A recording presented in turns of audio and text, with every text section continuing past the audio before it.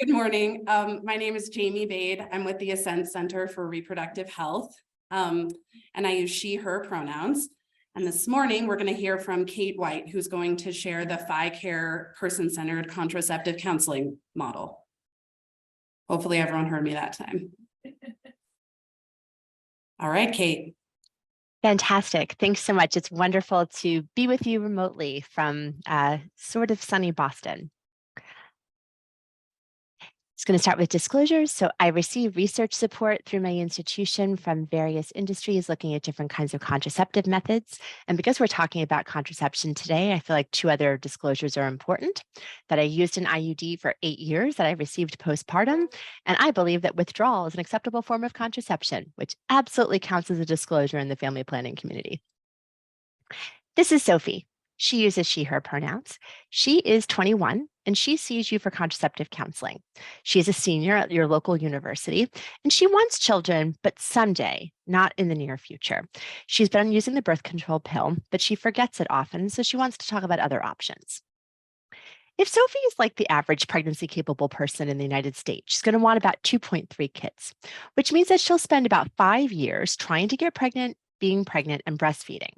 If she started having intercourse at age 17, around the average age, and she's likely fertile till roughly 47, that means Sophie is looking at 25 years of needing to use effective contraception.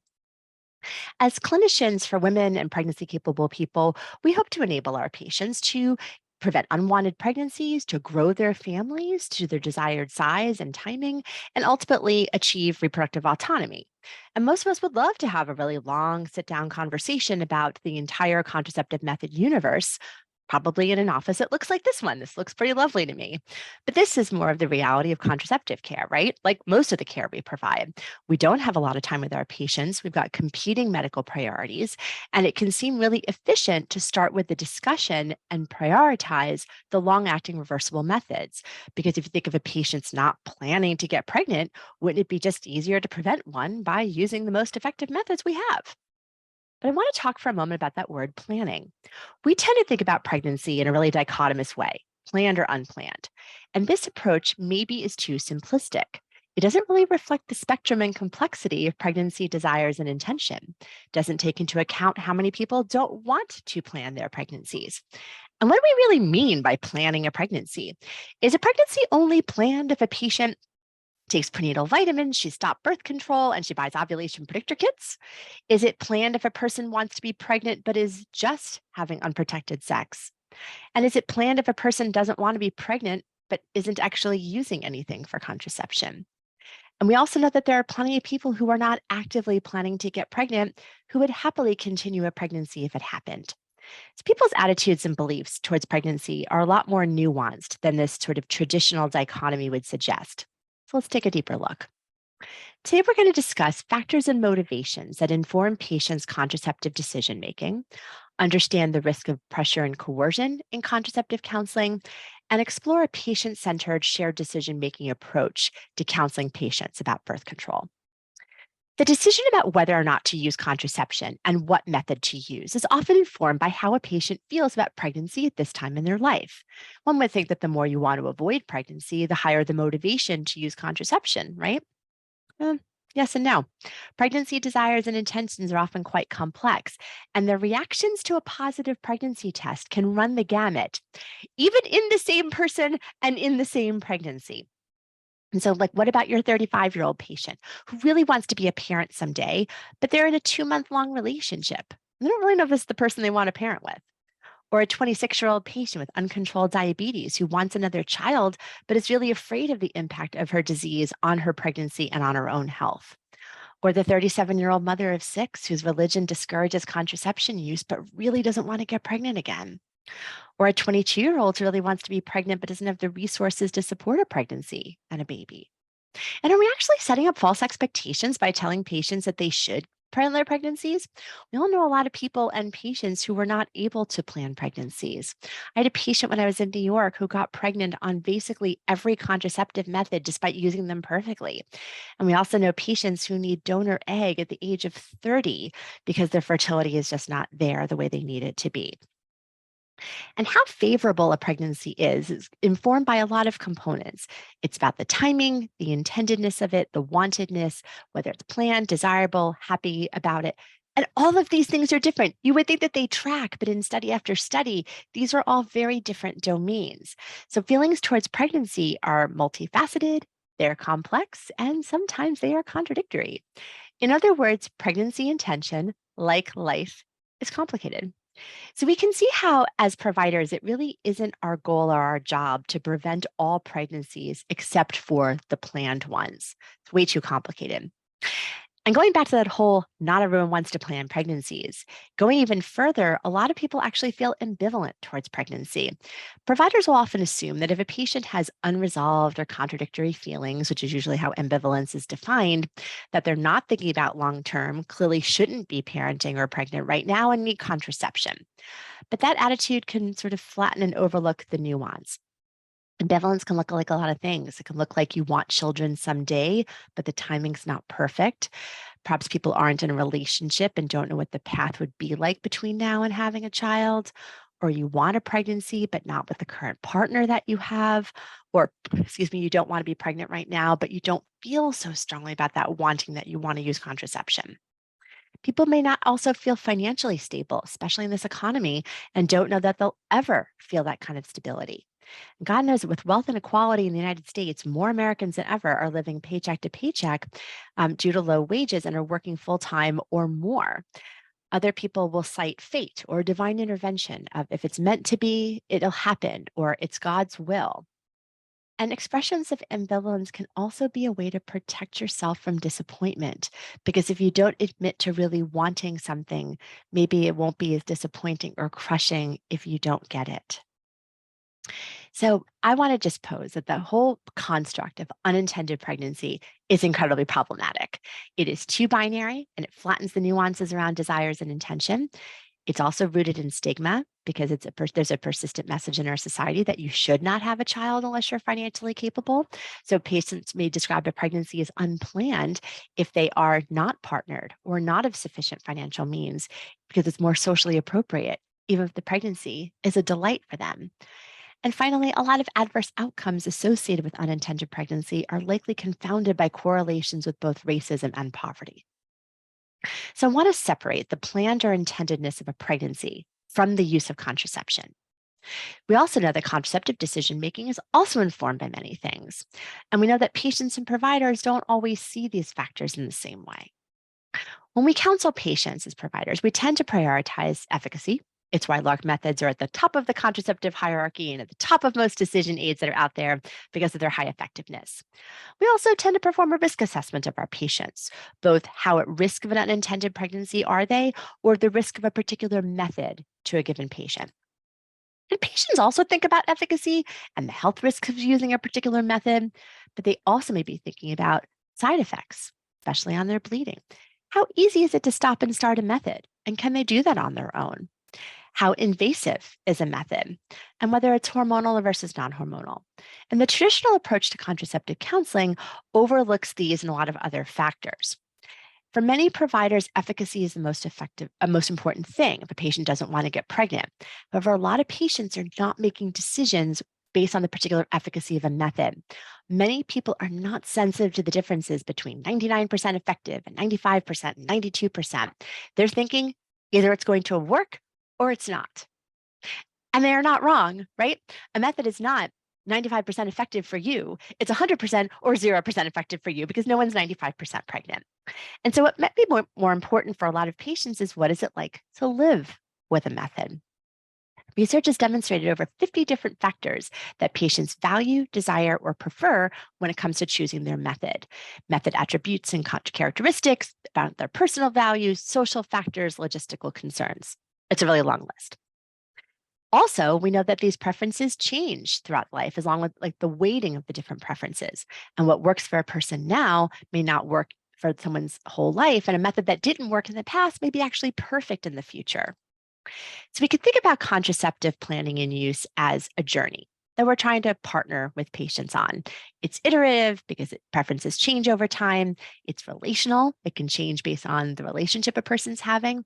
How many patients or people on the call right now used condoms early on with a partner until you became mutually monogamous and then changed from condoms to something else. Or reflecting values that patients have. For instance, some patients may feel that a LARC method reflects the value of the freedom they have to determine the size of their family, while other people may feel like self-controlled methods reflect their value of being able to grow their family without having to go to the doctor's office. And patients' opinions about methods, again, are based on a whole lot of things. And most importantly, we can't predict what a patient will feel about a given method based on their age, income, race, relationship status, or anything else. Okay, partner on the journey, minimize unwanted side effects, got it. But why is this so hard sometimes? I think a lot of clinicians feel a responsibility to prevent an unintended pregnancy, even if the patient themselves never said that that was a top priority for them. I know that for years, I could feel like I failed if a patient didn't want pregnancy and didn't use a birth control method or had a LARC method taken out early. How many times have you ever heard or even said the phrase that a given patient needs an IUD? Did that come from the patient themselves that they want an IUD, they need one? Or did it come from a staff member or from a provider? Even in a birth control counseling encounter, using birth control at the end may not be the best decision for a patient. We've often talked about how efficacy of a method is not the most important thing, although for a long time, I think all of us were taught that efficacy was the gold standard of choosing a method. But this tendency to think that we sort of know what is best about methods, and maybe even for a given patient, that a patient should use contraception or that they really need to use a certain method, increases the risk of coercion entering the chat. It is alarmingly easy for contraceptive counseling to become persuasion. Multiple studies have explored patients' preferences around counseling and found that some types of counseling are not what patients want and can feel persuasive or pushy. Patients have specified that they want facts and not our opinions or anecdotes about what's good and bad. And a lot of patients have reported negative attitudes when they felt forced to use a specific method, particularly LARC methods. And unsurprisingly, perceptions of coercion are more prevalent among people of color. In 2008, there was a telephone survey of over 300 African American women, 2/3 of whom reported race based discrimination when obtaining contraceptive services. Half of women reported more general experiences of discrimination, like poorer service, and then almost half reported experience reflecting racial stereotypes or being pressured to use one method when they preferred another. A 2002 publication reported on in-depth interviews of 51 different providers. These were doctors, midwives, nurse practitioners. These were OBGYNs, family medicine, women's health providers. So a really nice spectrum. And the study showed that all providers describe embracing patient-centeredness when they are counseling patients, especially around things like early LARC removal. But what the researchers found is that over the course of the interviews, all providers in the study revealed that they resist early LARC removal by withholding information about self-removal of IUDs, negotiating patients to keep their devices longer, setting subjective timelines of, oh, you have to use something for 3 months or 6 months before we can take it out, or using delay tactics to wear down patients' resolve for removal, requiring ultrasounds that aren't medically necessary, or repeat visits in the hope that patients will just get tired and give up. And so understanding how providers can implement patient-centered care, what they think is patient-centered care, reveals the challenges in trying to do this.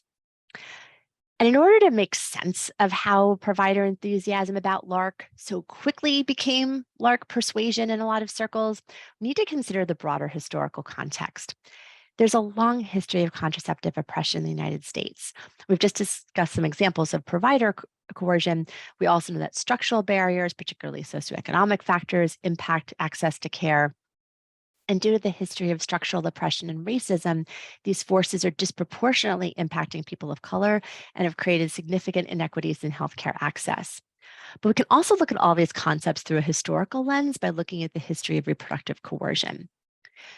There's a very long history of government involvement in taking care of vulnerable populations and insisting that some people were not valued or not worthy of parenthood or reproduction. Our country has not wanted all children equally, and our policies have reflected the different values that we have held on around birth and pregnancy, depending on who is bearing the child. And we have to be mindful and aware of that history when we are counseling people. Even if our patients can't quote you chapter and verse about the things that we're going to talk about now, our communities are aware of this history and how people have been treated by the medical community. And we have to appreciate this history to ensure that we are centering patients' interests and their values, even if we don't think it aligns with what we think is the best thing for them. So I'm going to take you on a very abbreviated walk through the last 100 plus years of reproductive history in the US.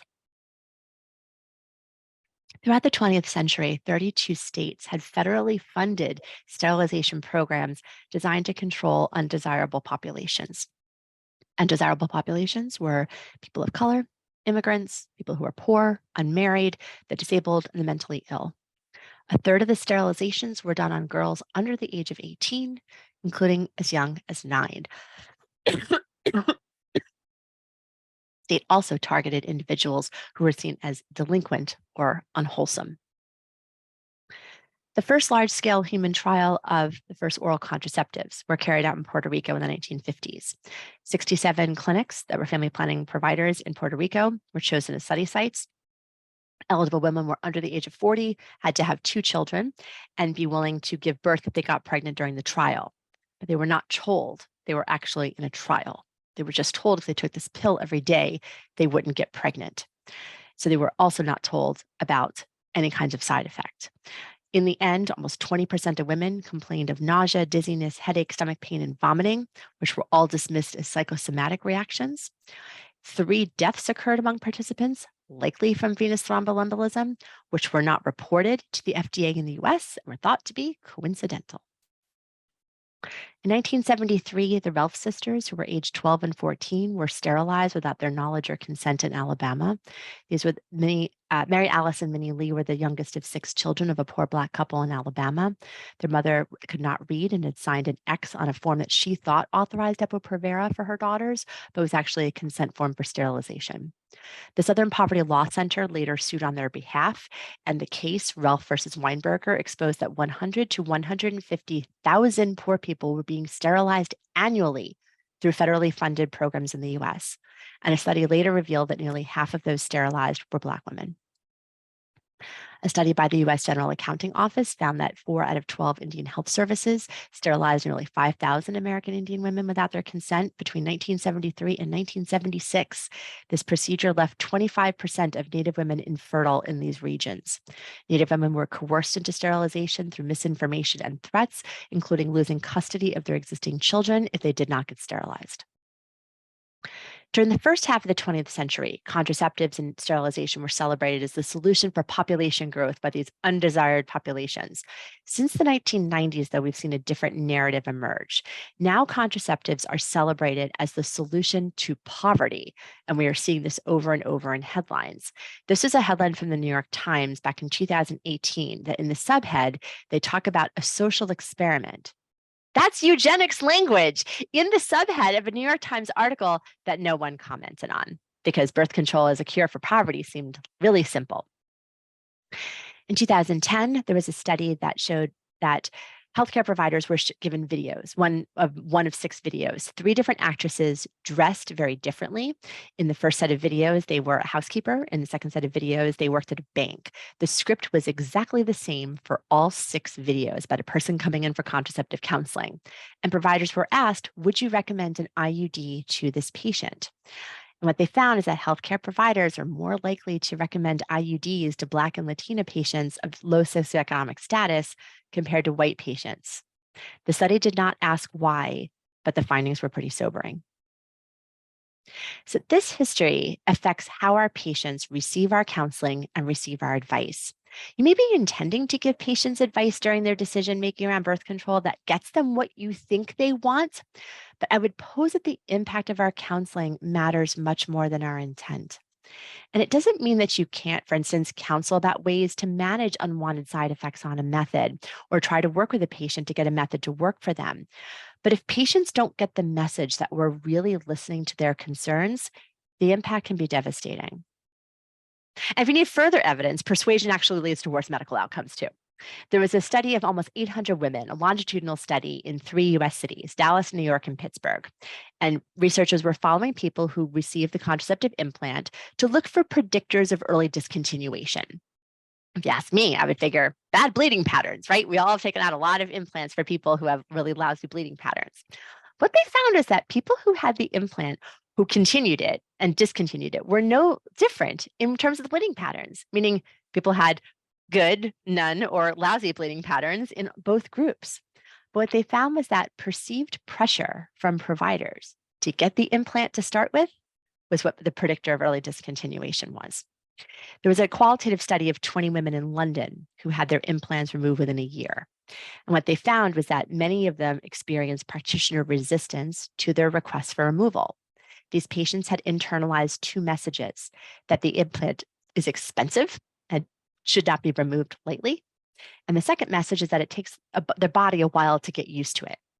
And for those who had not been fully prepared about the side effects that the implant may lead to, and then had hesitation when the provider wouldn't want to take it out, they really lost trust in their provider and in the healthcare system. This happens with IUDs as well.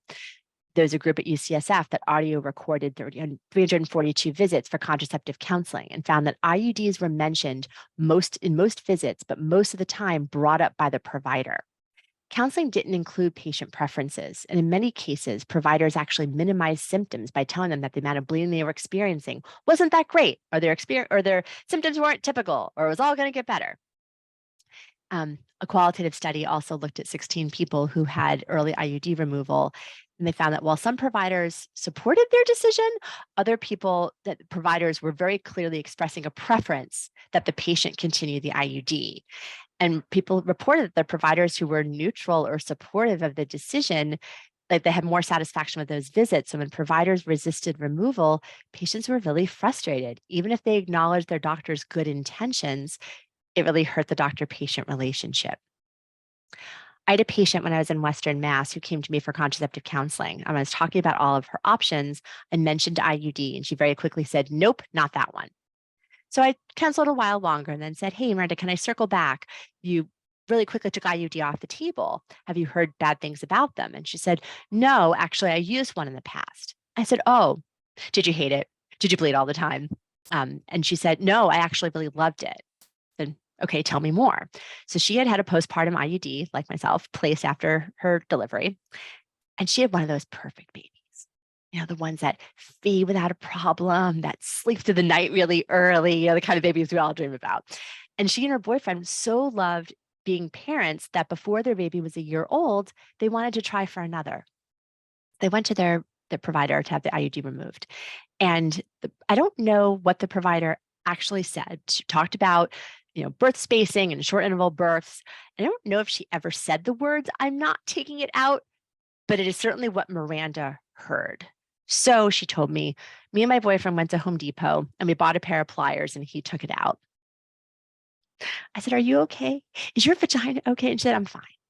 And so I did what I thought was a lot of service recovery, trying to apologize on behalf of the system, saying I would actually sign a contract with her, that if she ever got an IUD in the future, I would take it out.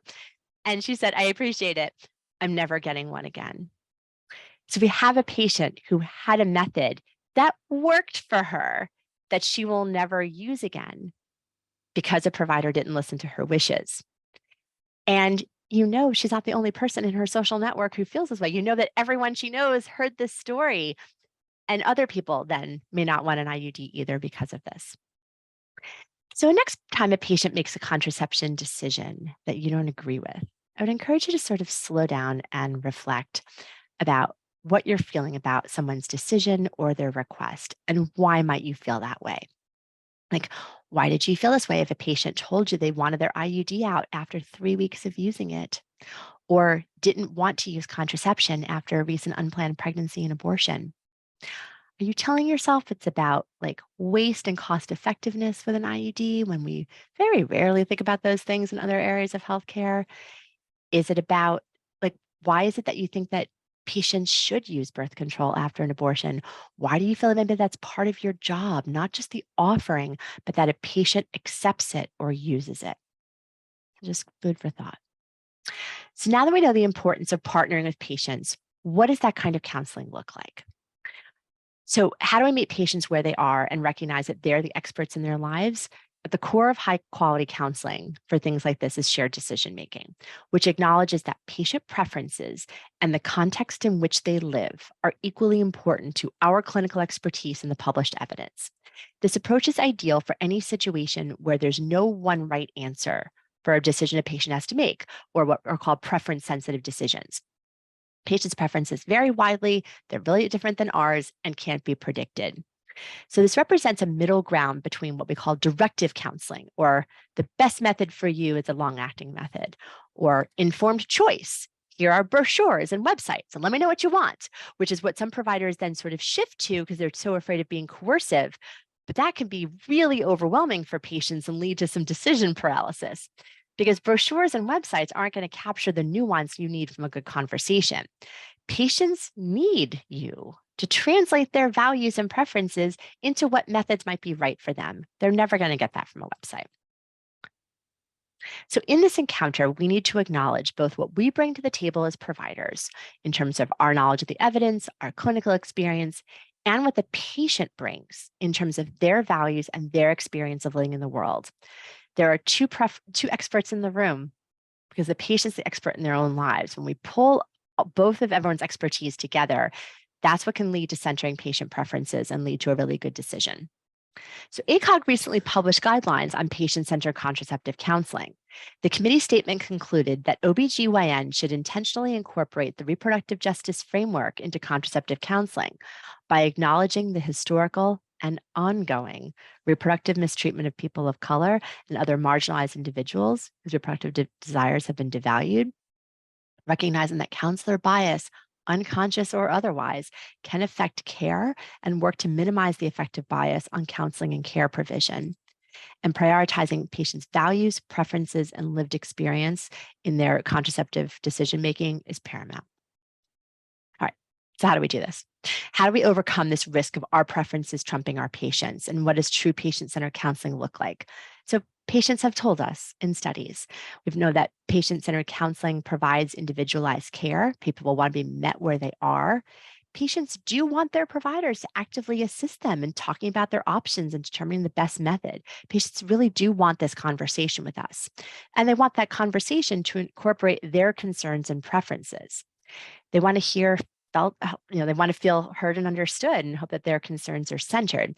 They also want information about alternative methods. Even for patients who come in knowing what they want, they don't mind being asked if they want to hear about other things. And patients specifically want and are concerned that we will not give them information about side effects and risks. I think a lot of providers are worried that if we talk about these things, patients won't want to use the method, but studies have borne out that patients are just as likely to continue to use a method, to choose it and continue it if they feel well informed about the risks of using a method. Patients do want verbal and written information. These encounters can cover a lot, and it's nice to have something written or online to go to after. They want us to take time to fully answer their questions, which sometimes means a follow-up visit, and they want to be the ones to make the final decision. They also don't mind frequent conversations about this, of us checking in about their methods and seeing if it's working for them. So, okay, that all sounds great. Remember that picture with the person with the iPad and the phone and the pen and all the demands on our time. How do we use a patient-centered shared decision-making approach in the middle of a visit where timing is kind of the essence for a lot of us? And this was a mission of our program, was to help providers in this counseling. So we created a rubric or an acronym called PHI that operationalizes the principles of patient-centered care. We then conducted mock counseling sessions with participants in a study on Zoom, and then performed semi-structured interviews with them to find out what they thought about the approach. So PHI is like an actionable blueprint, and it organizes counseling into two phases. The first is trying to understand your patient's contraceptive journey by asking about their PHI. But in this case, PHI refers to past experience, health history, and what's important to them. And then when you have that, you then can provide patient-centered counseling by providing care, counseling, autonomy, review, and experience. So you need to understand the journey before you start the counseling, which is an inversion of how a lot of residents, and certainly in medicine are taught, which is like someone's here for counseling, you start talking right away. But there is flexibility in the approach with each phase, depending on how well you know the patient and what they come in with knowing. So talking about the PHI part first. You want to ask patients about their past experiences. It's a nice way to open up the conversation about what they've liked and what they don't. Because specifically knowing what's worked for them and what didn't in the past can really guide counseling going forward. So you can probe about side effect experiences, why someone stopped a method, and if they've used other methods. For instance, condoms and pulling out are two methods that patients have often used, but don't necessarily think about reporting as birth control methods. Patients at this time may start talking about side effects that they experience with various methods. And you may want to question, let's say, the biological plausibility of side effects that patients mention. This isn't the time to actually them, as I joke with my kids, just kind of absorb it all. You can address it later in the counseling. And people can be really put at ease if you normalize that it's okay to have switched methods. And this concept of the contraception journey really does resonate with a lot of patients. It wasn't new to our study. It had been published before, but we certainly saw it with the patients that we talked to. People may also tell you about friends' experiences with methods, and you may want to correct them and say, no, but I want to know about your experiences. But these vicarious experiences are really important for a lot of people. And so I would just take that information in as well. So I'm going to include some participant quotes from our study that someone talked about catching the specific details of their own journey that made it feel more tailored. So the H then is health history. You want to review someone's health history or ask them targeted questions to ensure they don't have contraindications to methods with estrogen, methods with any progestin or with any hormone in it at all, or even IUDs. And if patients have a contraindication, sometimes it's important to talk about what the concern may be. Because for any method in the end, there really almost isn't such a thing as a contraindication, right? Because there's no birth control method in the world that is more dangerous than pregnancy. So if a person is really risking a pregnancy, they may still decide to use a method that isn't necessarily recommended by the CDC, but maybe the best decision for them. So this may be a very nuanced conversation. And the most important vital question that you can ask patients is, what is important to you about your contraception? It may be like they need predictable bleeding or a method they can stop and start, or they want something without hormones, because this is what's going to lead to individualized counseling in the next step. And there's dozens of attributes, right? You don't have to go over them all. Some patients may know right away what you're talking about and start giving you a list. Other patients may be like, what do you mean what's important? Because no one's ever asked them this before. That came up in our study a lot, that no one has ever asked them what's important to them. So if you prompt a little bit, patients will then start talking. They will not talk for 10 minutes, I promise. On average, I think patients talk for maybe 60 seconds, maybe 90 about this, but it's an incredibly valuable minute to minute and a half because it then helps you with the next phase of counseling. Patients don't need to justify their preferences. You don't have to challenge, what their values are. You just take it in. Thanks for sharing. And patients talked a lot about how they'd never been asked this question. Okay, so after you know their journey, you got their PHI, now you're going to deliver this patient-centered counseling. The first step is the counsel. So keeping in mind what their journey's been like, what's worked in the past, what their health is like, and what their values are, now you can start talking with them about options. And it's reasonable to say, we can talk about everything that you want to, but I'm going to start by talking about the methods that best align with the things that you've shared with me. For patients who know what they want, you can say, do you want to hear about other options, or should we go right ahead with the choice that you have made? And using a decision aid can really help with this stage, right? There are a lot of different methods of contraception that patients may have a hard time keeping in their head. And it's also an opportunity for patients to sort of see what the full spectrum of options are. This is the point where you can start talking about myths that patients may hold in their head, or if you want to correct misinformation. So at this point, in theory, you've built up some trust with patients to then talk about what the evidence will show behind things. You can talk about dual method use here, that you don't have to just choose one method, that multiple methods may be really good for someone. I also talk about typical use as opposed to perfect use because people are humans.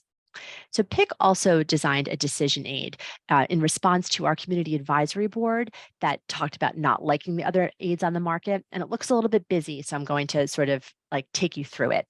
It's organized not by efficacy, which is probably not surprising at this point in the talk, but by how you access the method. Because during the pandemic, that felt really important. So methods that you can start and stop on your own, things that you need a prescription to start. Depot gets its own little category, and then things that you tend to need an in-person visit to start and stop. Sterilization is on here because even patients without children may not ever desire children. And it's important to stress that the idea of a tubal is forever. It is not a 5 or 10-year procedure. We then organize it by hormones. So for patients who don't want hormones, you're looking at the purple methods on the right side of the chart, and you can sort of eliminate the ones on the left. We also then highlight the ones that have estrogen in it as the green one. So if people have a contraindication and don't want to take on those risks, you cannot discuss those methods. In the circle is how often you need to think about the method. And then in italics is what it does to your period. Because of all the birth control methods, of all the side effects that people can experience, changing the bleeding is usually the biggest satisfier or dissatisfier of all. And then there's sort of a fun fact in the middle. When we tested this with providers, there were some providers who felt like it was pretty busy, but every patient of all different ages felt like once they understood the guide, really loved it. And for this generation of kids who don't want to go home with paper, they can scan a QR code to get information.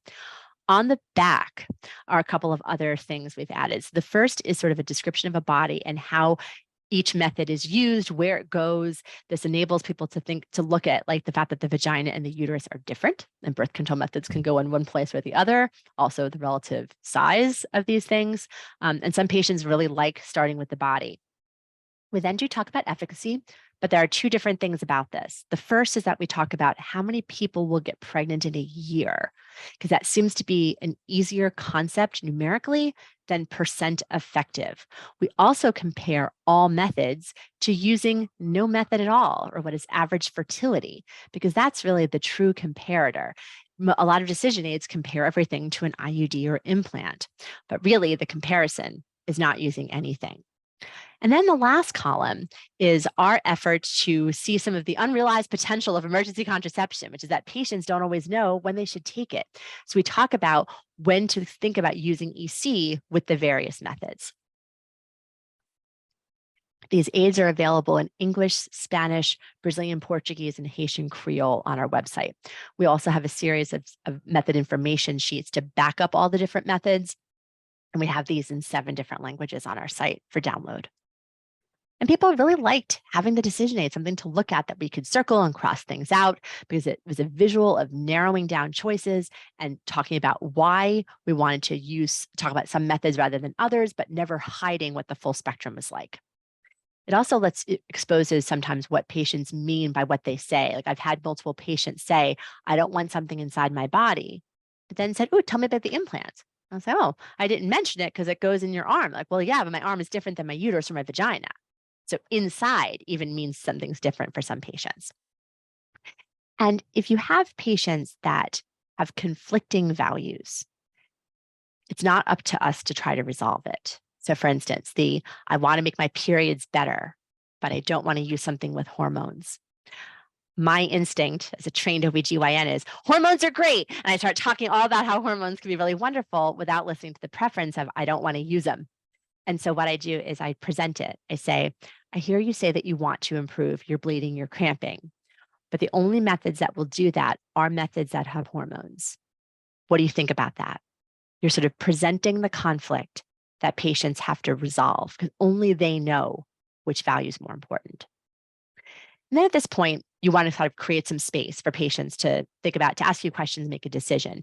And you can stress that patients can continue their current method. They can switch to a different method. They don't have to use any method at all. They can use 2. They don't have to make a choice today. And what probably could be us talking for another whole hour, emergency contraception can be plan A.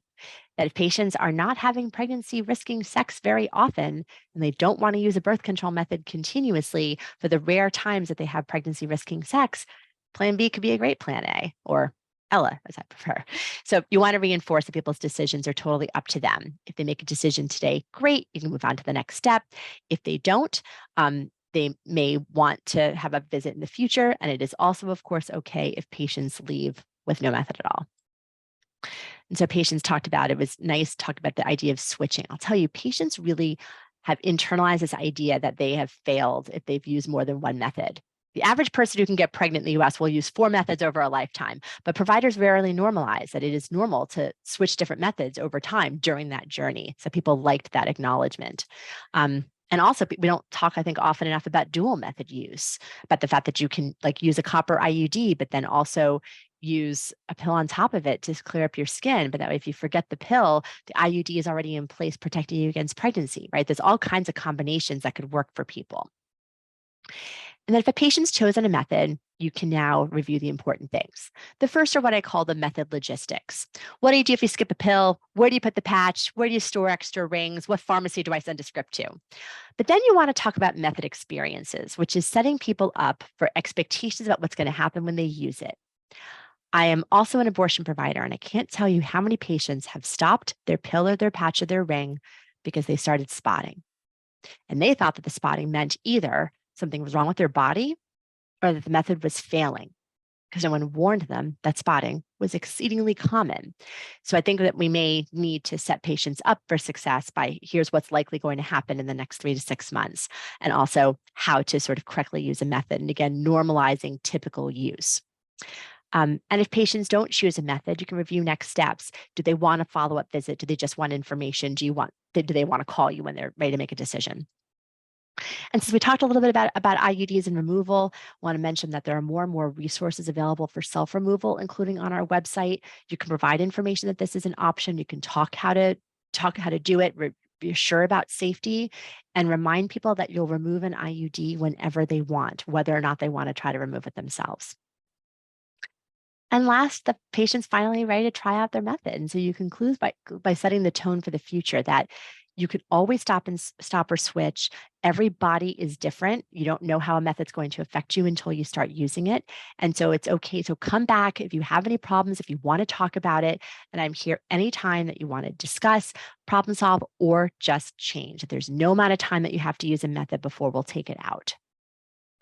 And people found it really empowering to hear that you don't have to stick with something forever.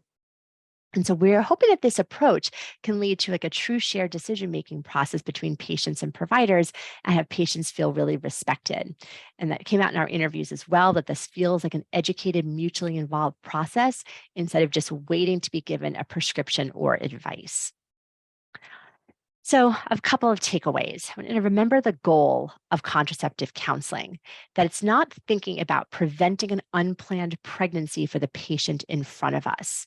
This is really about giving patients the information that they need to make a decision. And choosing a method is preference sensitive. There is no right answer, no matter how much you may have your favorite methods, and we all have them. And the goal is really empowering them to make their own decision. And it is okay if they don't decide to use anything today. So I have a final thought, but I want to pause to answer questions that may come through in the chat or from the room.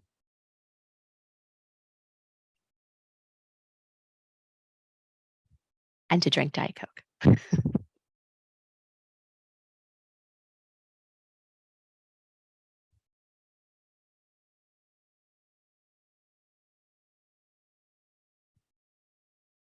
Okay.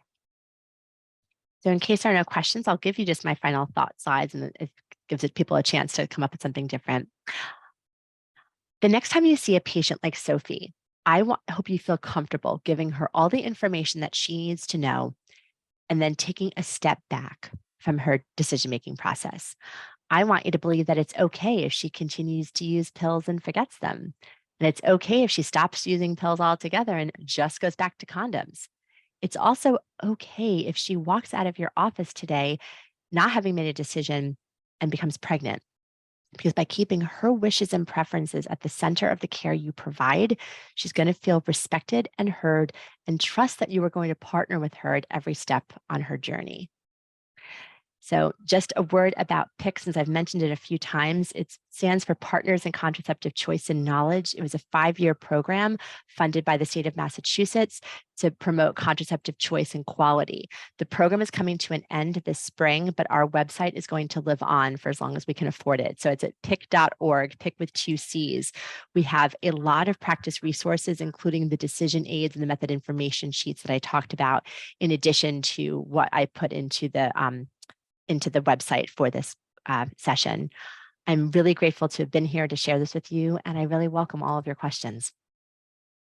Thank you so much. We really appreciate it.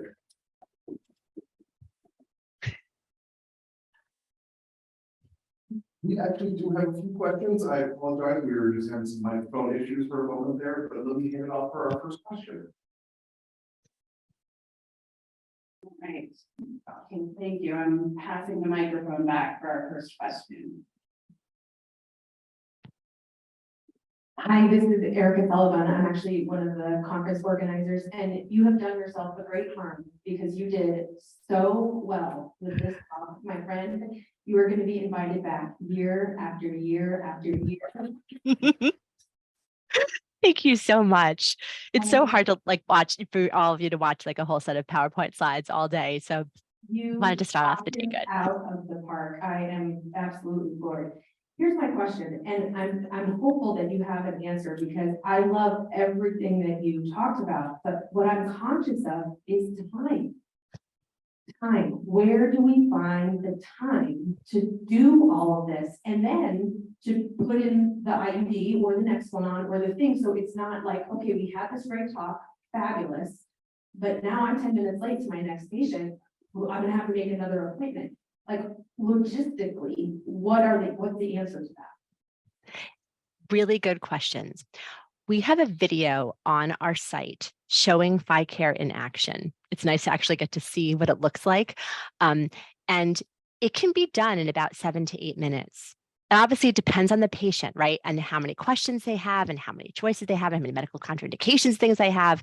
But this looked long. It actually can be incredibly efficient. I can't tell you how much more efficient this is than by saying, here are the 17 FDA categories of contraception, and I'm going to start from the top by saying, what do you like? What do you hate? What do you want? You end up talking about fewer methods. And the irony is that by this standardized approach, you end up giving incredibly personalized and briefer conversation. That's set, and then hopefully then you can segue into putting in a device if they want it, which is usually if you are lucky enough to have 2 rooms in your clinic, often I am seeing the next patient while my MA is getting the implant or IUD insertion ready. Patient P's, did the pregnancy test, getting undressed. And so because all that takes time, I then go see somebody else. And then we'll go back. And that can be really helpful. But to be honest, like if a person comes in for an annual exam, are you going to do all the stuff you have to do during an annual and the counseling and a LARC insertion? Probably not. But you can get to the counseling, I think, and then have them come back for the insertion another day, which if you've gone through the counseling, is then a pretty brief second visit. So can we always do all the things for all patients and one day we cannot?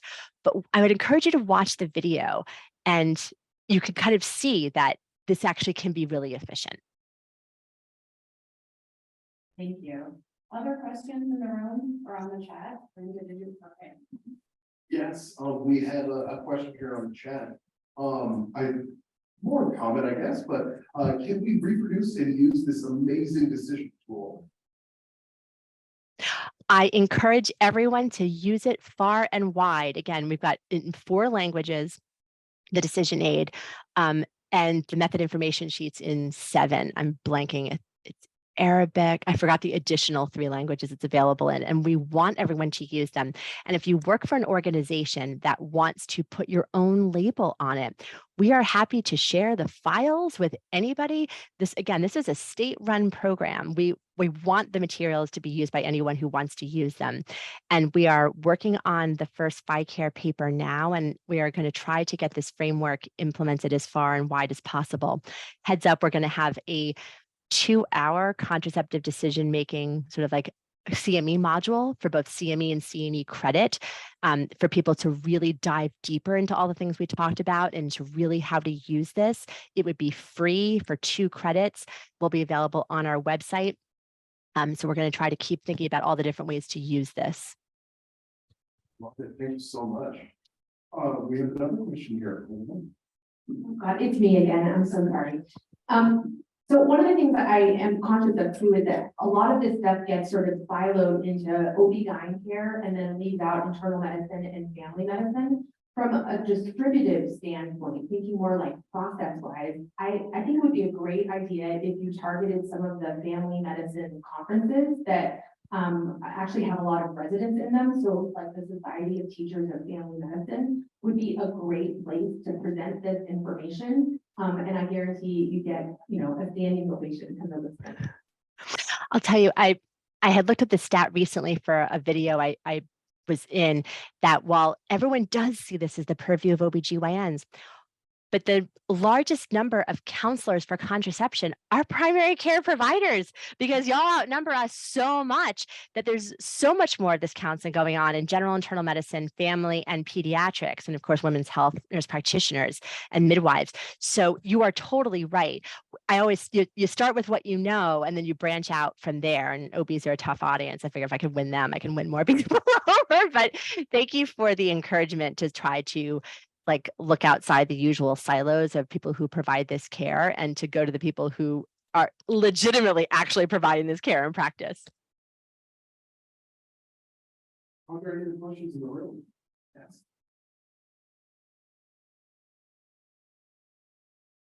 I wanted to reiterate how wonderful your presentation was, so thank you. A lot of my patients think that hormonal contraceptive is unhealthy. There's this predisposition, they just come in thinking that they're doing something actually harmful to their body. So my approach is that I, talk about people over centuries, having babies, having babies breastfeeding, and it's actually kind of unnatural to be ovulating every month as a human being from time on, right? So how do you have a way to approach that? Because I hate for people to think that they're actually poisoning their body when they're actually using hormonal contraceptive, because it's not necessarily the case. There are absolutely side effects, but they are afraid of it because of what they've heard or grown up with, just heard from their friends mostly. Yeah, I'm going to show my age here. This is a Gen Z thing in my experience, that the number of people who want to learn about fertility awareness methods right now. Again, I'm the no judgment zone person, so I am very happy to give them resources about fertility tracking. But yes, this idea that hormones are intrinsically evil is one that I say, I sort of do the Oreo of, I'm going to totally support whatever you want to do, whatever you want to choose. I'm going to give you some information about hormones. And sometimes it's like a menstrual cycle picture of, you get these huge peaks in your cycle versus what you get is a steady state low every day with a method. And I'll also talk about the relative, and of course, pregnancy, of course, blows it all out of the water in terms of how many hormones are surging through your body. And I'll talk about the fact that hormones not just have these benefits for lifestyle in terms of acne reduction and cramp reduction, not that those aren't really big important things, but cancer prevention, that cancer is natural, right? Don't even get me started on the whole word natural, right? On what that means and on how loaded that is that cancer is a very natural cause of death, and how we can prevent cancer in the ovary and the uterus by using hormonal contraception long-term. Even the Paragard IUD, which is still amazing to me that copper IUD can reduce cancer. And so when people hear about that, and it's not going to shy away from VTE risk, but they only hear about the bad things. And because I say, happy people don't post, happy people don't tweet, right? You're not on your Instagram always talking about how much you love your birth control method. It's people who are miserable who take the time to do that. And so I say, I just want to give you the other perspective. And then I go back to, but once again, I'm going to totally support whatever it is that you want to do. And here are all these non-hormonal methods you can choose from.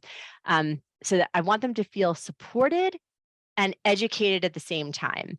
And so I will often toggle back and forth between those two things. Okay, perfect. That was really interesting. Thank you so much. Thank you. Are there any questions? Yes. Yeah, my question was regarding oral contraceptive pills and your approach. There are lots of different dosages of estrogen and progestin. There's different phases, monophasic, biphasic. What is your general approach with that? Probably won't be a conversation. Yeah, no, I tell patients it's like the breakfast cereal aisle at the grocery store. how there's like 70 different kinds and how you don't know if you're a Rice Krispies or a Captain Crunch person until you try it. So I set people up for, we might not get it the first time. First question I ask is, do you want to see bleeding or not?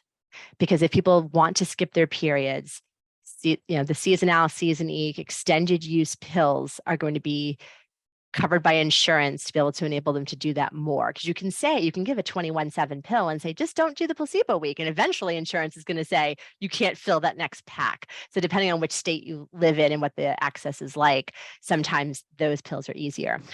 I think monophasic is easier to understand than all the different colors in a pack, even though I was a triphasal loyal user for many years when I was younger. And so my default is a monophasic. My default is also a 30 mic pill, because I think that the irregular bleeding with the 15 and 20 mic estrogen pills are high, unless a patient tells me that they're very hormone sensitive. They get nauseous easily, they get headaches easily, and then I'll start with something lower. But like for a person who comes in, never used anything before, has no idea, 30 mic monophasic pill, extended use if they don't want to see periods. And then which pill within there, sometimes it just has to do with what's on formulary for their insurance. But like those are some of the things that I'll use at first. And then of course, if they've had experiences, and I'm going to try to avoid that, avoid the bloating with drospirenone, avoid, androgenic side effects with a, first generation pill, like I can start to tweak. But when people are coming in de novo, ask what do they want to see bleeding? Do they have a nervous stomach, or are they sensitive to hormones? And then it can start to help winnow down. Excellent. Any other questions? I think we have a minute or two left. Hi, this is Jamie again from the Ascent Center. So first, I just wanted to say we love the PIC resource for emergency contraception. If you're looking for a resource for emergency contraception, I highly recommend theirs. We've been giving it out all over the state. But I'm wondering if you could just speak briefly about like specifically person-centered counseling around emergency contraception. Like how does that factor into the general conversation you're having? Anyone who chooses a non-LARC method with me gets a conversation about EC. It's not that the LARC method can't fail, but you generally don't know if they're failing in order to be able to use EC. So I will say that I kind of use my own decision aid of, hey, so if the patch is, the patch falls off, the ring is out, you forget 2 pills, these are the opportunities that you want to take EC. I've honestly gone back to the days before Plan B was over the counter and talking about advanced prescription with patients. In Massachusetts, Plan B is covered, even though it's over the counter, by most insurers and by Medicaid. And so I like having people with standing prescriptions with 11 or 12 refills on them. And I talk about how if you use it multiple times in a month, it's totally going to screw up your cycle. But I don't think it's going to, cause any harm. But so like I use it as the backing up your first method. Like Plan B is a great name, but I also talk about Ella, and I will give Ella preferentially, mostly because of the weight issue, right? Plan B starts to get decreased efficacy after BMI of 26. Vast majority of my patients have a BMI over 26. So I just go to Ella really for everybody. Unless and I tell them but if you can't get your hands on anything, at least Plan B is over the counter. But in terms of EC as a primary method, I have a lot of patients who either are not sexually active with a partner with a penis all the time. They have partners of different identities and genders and parts. And so they're not having pregnancy risking sex that often. Or I have a lot of patients whose partners do not live in Massachusetts. They live in Florida or Cape Verde or other places, and they are not seeing them very often. And I'll say, EC could be great. If you're going to go see your partner just for a weekend, just pack Ella. You don't need anything else. And so that this concept that EC can be used like as a first method. And I'll tell everyone, I have a whole speech about this. I know you're shocked that there's no moral difference between taking contraception before sex and contraception after sex if you don't want to get pregnant, right? It's all contraception. It's the same. And so there's no reason that you can't use it strategically in your whole plan, depending on what your risks are. So. Amazing. Thank you so much, Dr. Thank you so much. And don't hesitate to reach out with any other questions. I could talk about this stuff all day long. Absolutely. Thank you again for your time. Okay, thanks.